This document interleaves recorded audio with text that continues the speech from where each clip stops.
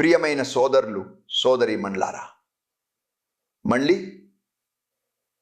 దేశాన్ని తప్పుదారి పట్టించే కుట్ర జరుగుతోంది.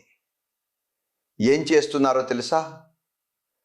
మన దేశాన్ని మరోసారి మోసం చేయాలనే ప్రయత్నం. అది మనరేగా పేరిట.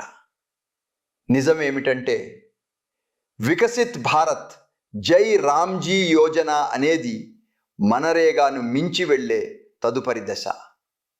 నా కార్మిక సహోదరులారా, ఇకపై 100 రోజులు కాదు, ఇప్పుడు చట్టపరమైన హామీ 25 రోజుల ఉద్యోగం. పని దొరకకపోయినా నిరుద్యోగ భృతి ఇవ్వబడుతుంది. ఆ హామీ ఇప్పుడు మరింత బలపడింది. వేతనాలు ఆలస్యమైతే ఆ కార్మికులకు అదనపు పరిహారం కూడా ఇవ్వబడుతుంది.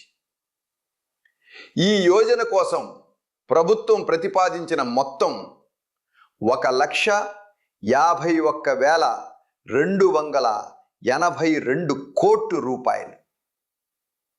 ఇంత వేల కోట్లు, ఇంత భారీ నిధుల వల్ల ప్రతి గ్రామానికి ఉద్యోగావకాశాలు లభించి గ్రామాల సమగ్ర అభివృద్ధి సాధ్యమవుతుంది. మన లక్ష్యం సొంత ఆదాయం ఉన్న స్వయం పరిపూర్ణమైన పేదరిక రహిత గ్రామాలు. అవే వికసిత్ భారత్కు పునాది అవుతాయి.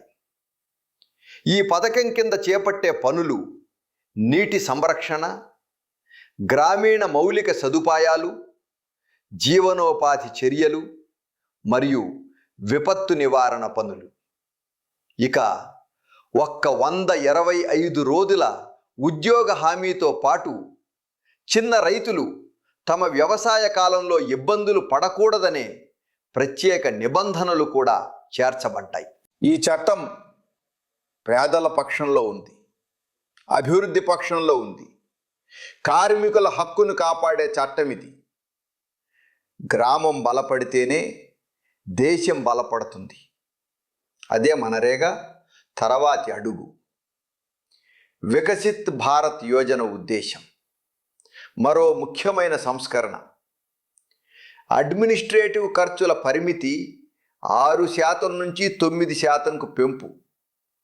మొత్తం 151,282 కోట్లలో 9% అంటే దాదాపు 13,000 కోట్లు. ఈ నిధుల ద్వారా పంచాయతీ కార్యదర్శులు, ఉద్యోగ సహాయకులు, సాంకేతిక సిబ్బంది వంటి వారు తమ జీతాలు సమయానికి పొందుతారు. దాంతో వారు మరింత సమర్థంగా పనిచేయగలరు.